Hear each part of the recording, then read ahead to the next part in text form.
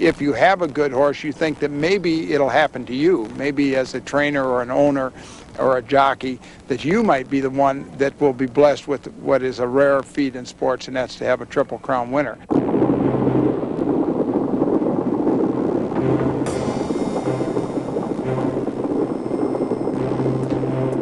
In more than 100 years, it has happened just 11 times. Not once in the last decade.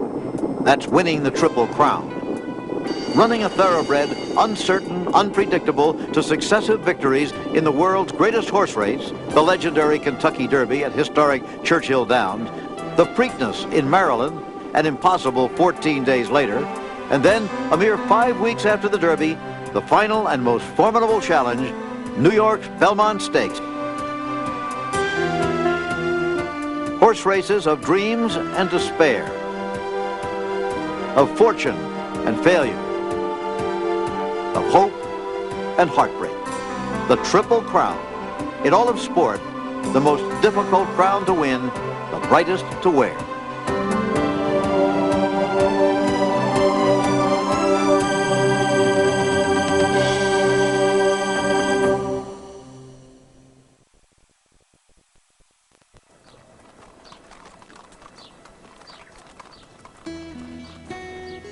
Dawn at the racetrack, where every day promises new possibilities and hope rises like the sun. Hello, I'm Jim McKay. In my career, I've been fortunate enough to see, well, probably more sporting events in more places than anybody else. But to tell you the truth, my favorite is just down the road from our Maryland farm here, Pimlico, scene every year of the Preakness, the second jewel in horse racing's Triple Crown. To me, this sport is pure magic. A 100-pound man or woman on a 1,000-pound animal, charging down the stretch where a $2 bettor stands shoulder to shoulder with a $1 million owner. But that's a side of horse racing you've probably seen. I'd like to tell you the story of the Triple Crown through the side of the sport you probably haven't seen, the backside. Winning the Triple Crown is horse racing's ultimate achievement, and at the track, home for the ultimate achievers is on the backside. This is where the barns are, lodging for sport's most indulged athletes, where a different kind of horsepower rules the road, where stable boys and grooms and hot walkers and exercise riders work and even live. This is where owners and breeders mingle and make deals, where jockeys' agents book rides for sport's tiniest titans. The backside, a sanctuary away from the cheering crowd, away from the bugler's call to the post, away from the stretch cry of the track announcer. This is where the horses star, and where the star maker is the thoroughbred trainer. The dean of American trainers is 75-year-old Woody Stevens, a winner of 2 Kentucky Derbies and an unprecedented 5 successive Belmont Stakes. Already a member of horse racing's Hall of Fame, Woody could retire as a living legend, but he loves horse racing too much. I guess a trainer when starting out trains all of his life trying to win the Triple Crown and to win these kind of races. And I've been very fortunate to win them all. Not the Triple Crown, but I have won them all. There are approximately 50,000 thoroughbred foals born every year. There were 17 of the 50,000 at Churchill Downs, first Saturday in May. So the odds are staggering. You have to have a lot of good luck. You've got to have, and I think, a tremendous organization of people. Hot walker, the groom, the blacksmith, the veterinarian, the exercise person. It's a team effort. The thing that makes the Triple Crown, or actually the Derby itself, different than all the other races, all the usual things that we associate with horse racing, riding, tactics, training feats and everything go out the window, and we get lost and caught up in the romance of the whole thing. Every year, the romance of the Triple Crown is renewed at the Kentucky Derby with an explosion of muscle, a blur of sound and color, and a compelling question: who's the best? Which horse might win the Triple Crown? This year, have a breeder, an owner, a trainer, and a jockey solved horse racing's riddle? Will there be a new legend, another Citation, Triple Crown winner in 1948? Or Gallon Fox, Triple Crown champion of 1930? Is there an heir to the fame and glory of Secretariat, winner of the Kentucky Derby, the Preakness, and the Belmont in record time in 1973? His was the first Triple Crown triumph in 25 years. a feat that has made him a regal sire at Kentucky's famed Claiborne Farm. He's the horse that racing actually needed in 1973. And he's to racing, or to the horse industry, what Arnold Palmer is to golf. You know, when you talk golf, you think Arnold Palmer. When you talk Kentucky Derby or any of the major races, you think of Secretariat. Secretariat, arguably the greatest racehorse of all time. At fabulous farms like Calumet in the heart of the Kentucky bluegrass country, breeding the next superstar champion is a billion-dollar industry. It's business pursued with passion. Calumet horses have won a record 8 Kentucky Derbies and 2 Triple Crowns. On these 869 acres, 7 stallions stand at stud, part of a continuum that has made this hallowed ground.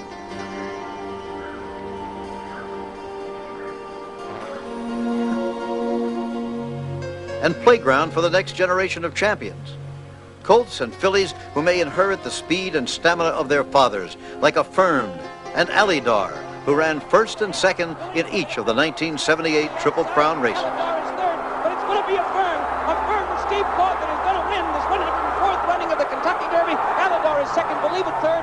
Gap of 4 lengths followed by... Racing also enjoyed a great year in 1977, when Seattle Slew ascended the thoroughbred throne as the 10th horse to win and wear the Triple Crown. Head of the stretch. For the moment, Seattle Slew still battling it out together.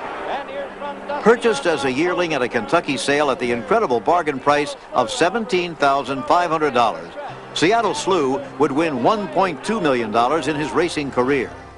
Retired to stud at the conclusion of his 4-year-old campaign, Slew was syndicated at $12 million.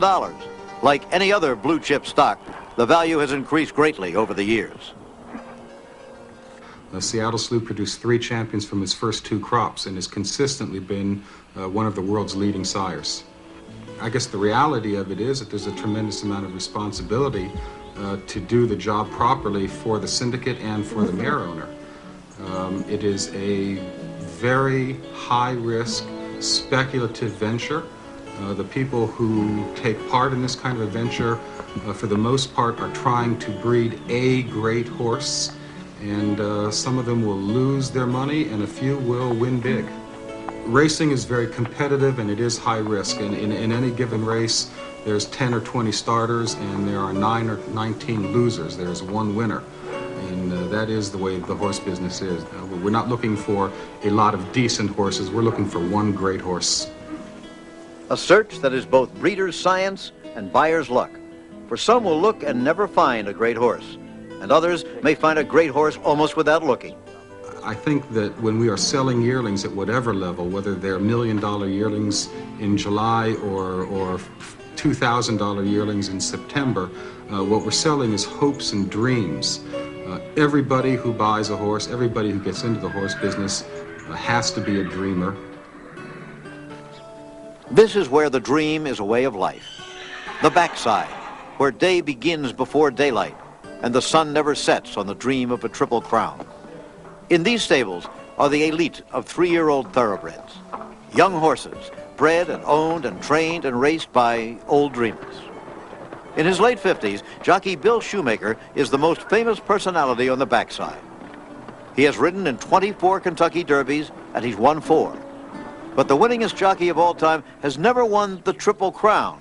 Shoemaker's still waiting for that perfect horse. They're like people, you know. Some of them are good and some are bad.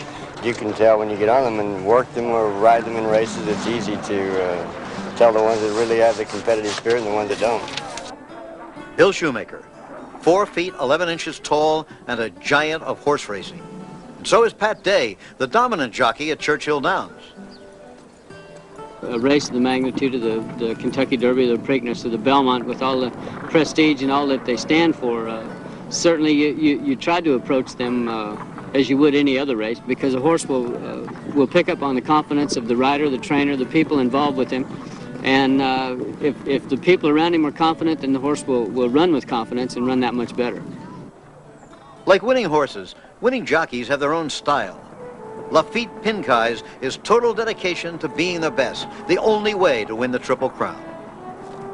when I'm at the racetrack, I'm very intense. I try to concentrate on what I'm going to do in the next race. And some guys think that I'm very quiet sometimes, that I'm not as friendly, but it's just that. It's just that I always concentrate and see what I'm going to do next. The allure of the next race. It has galvanized and mesmerized us since before the birth of Christ. From Ben-Hur to Churchill Downs. Horse racing, the sport of kings joining the kings and commoners of sport. At the track, dreams come alive. Here you can saddle up Pegasus and ride out of the stars and onto the stretch. A furlong bridges fantasy and reality. A beast of burden becomes a pampered prince bathed in glory. On the backside, a barn is a castle for the royal born who aspire to wear the Triple Crown. Though all are perfectly groomed for a coronation, 3 races in 5 weeks will determine if any have what it really takes. I think it's more the heart than anything else. The ability to go on with what they're bred for, you know, like athletes, you know, super athletes. It's a hard road. It takes a lot out of a horse, but it takes a war horse to get through all of it. That's why there's just so many Triple Crowns. When we return, that long, hard road to the Triple Crown begins at Churchill Downs. When I meet somebody that's not familiar with racing, and they know that I'm a jockey, the first thing they ask is, have you ever ridden in the Kentucky Derby, or have you ever won the Kentucky Derby? It's the first Saturday in May, Derby Day. For more than a century, the most celebrated single day in all of horse racing. This is the first leg of the Triple Crown. And Churchill Downs in Louisville, Kentucky awaits the arrival of more than 100,000 fans who have come to watch no more than 20 horses run 1.25 miles for $500,000. This is the Run for the Roses, a hand-woven garland of red that will crown the Derby winner in the fragrance of victory. But for many horse racing fans, the fragrance of preference is the smell of green. Dollars, that is. Bettors will wager millions on this race. $2 will get you a piece of any horse in the Derby, a horse that might go on to win the Triple Crown. Large fortunes riding on the smallest of shoulders, the jockeys, the pilots of the dream. On the Kentucky Derby Day, all the riders get together here from all over the nation and come in to ride the best horses. The atmosphere is really good because everybody is a professional. And they all come together. They know what this is, the Triple Crown and the Derby. The waiting is almost over. Put a half-pound pad on there with half a pound.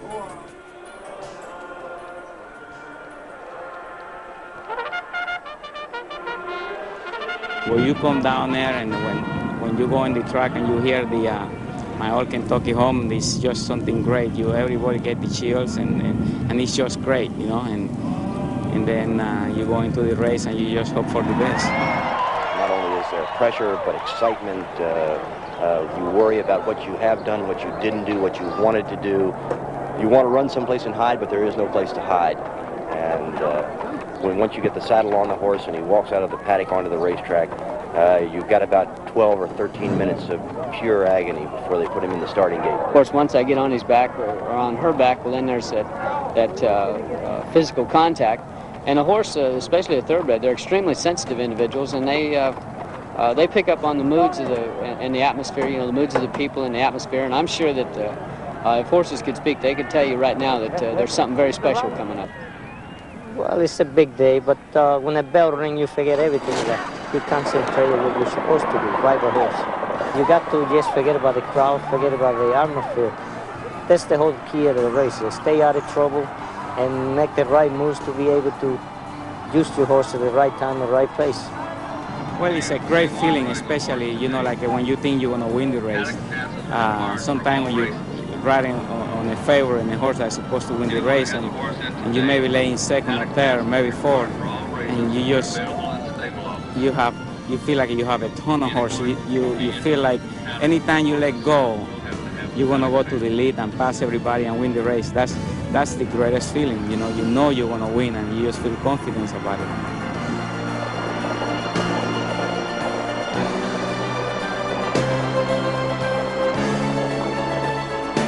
A Derby winner is crowned. Greatness is applauded. Now, just one of a crop of more than 50,000 thoroughbreds wears the roses and carries the dream. At least until they run the Preakness in Baltimore. In 2 weeks, a period often too short to fully recover, the Derby winner must fight fatigue and do it again on a different track at a different distance with new challengers added to the cast. Obviously, the Derby is the Derby, which starts it all off. Then you come to the crossroads. Can there be a Triple Crown winner? They have to get by this hurdle to make that distinction. We're the last of the great inner city tracks. We're the step back in tradition in time, if you will. You know, when people come here, our stands are 1870. And the tradition of the Preakness is just as old. On the backside here, the Derby winner is offered stall 45, the Preakness throne of the Derby winner. This Preakness will confront the Derby winner with another challenge. The track for the shortest of the Triple Crown races, 1 mile and 3/16, has turned to slop in a long rain. Sheltered from the rain, but not from the clouds of uncertainty, are the VIPs in the Members Club, among them the owner of the Derby winner. Victory here is a step closer to the richest prize, Chrysler's guarantee of $5 million for a Triple Crown champion. The Preakness is an essential part of the Triple Crown because it's different than the other two, particularly because it comes 2 weeks after the Derby. Many horses can't recover quite as well in 2 weeks. The sprinter, or the horse that has the greater speed, might have a big advantage. They say the turns are tighter here at Pimlico, so the speed horse might have an edge to win the Preakness as opposed to the longer Kentucky Derby and the 1.5 mile Belmont. That's the very thing that makes it special. You have to adjust, and you can't play on the same field or the same court against the same competition.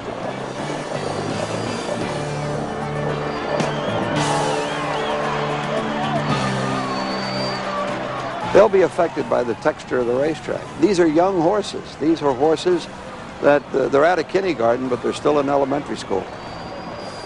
And at this Preakness, an elementary lesson is repeated. The winning colors of the Derby will not win the second jewel of the Triple Crown.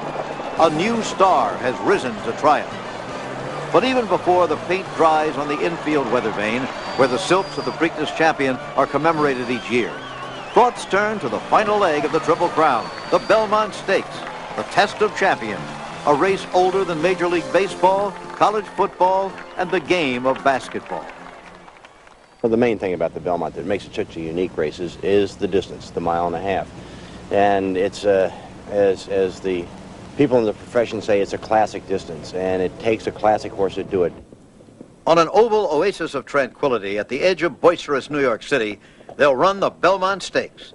This time, no horse can claim the coveted Triple Crown, but the horse who places best in the 3-race series will win a $1 million bonus from Chrysler.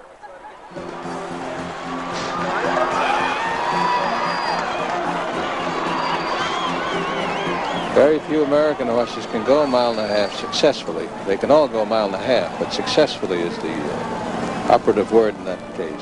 The one that wins the Belmont, I think that's a really a test, because it's 1.5 miles, and it really shows what kind of a horse it's going to be.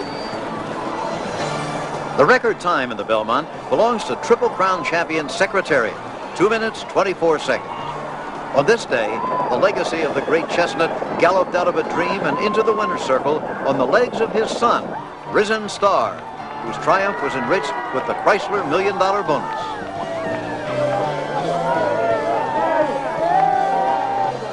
We'll be right back for more of Backside, the hidden Triple Crown.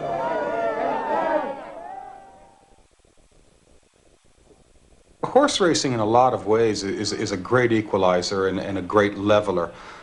You don't need to be Nelson Rockefeller or Ogden Mills Phipps or a Vanderbilt in order to have success on the racetrack. You just need to have the horse. There's no politics involved. The horse that gets to the finish line first is the winner. Maybe the future holds another Triple Crown winner. This year, a new crop of thoroughbreds competes for that richest prize, and it all started with the Kentucky Derby. I'm Jim McKay, and I'll see you in the winner's circle. You too, maybe. Huh? I think there's not a child in America that doesn't love horse. I mean, I think every kid when he's 5 or 6 years old wants a pony. I'm just one of those that fell in love with a horse, and it didn't change when I grew up. It grew old. Well, horses have been my life from a kid on. Jockey, exercise boy, groom, I did it all. And it just seemed like those good horses come to me.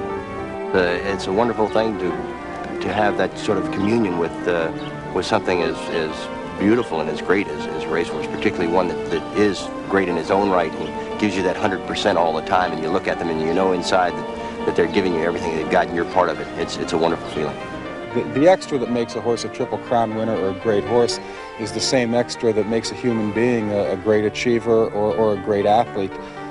It is reaching down inside and finding that little bit more when your legs feel like they're going to fall off and your heart feels like it's going to come out of your chest and your lungs feel like they're going to burst. It's heart and it's courage and gameness and competitiveness.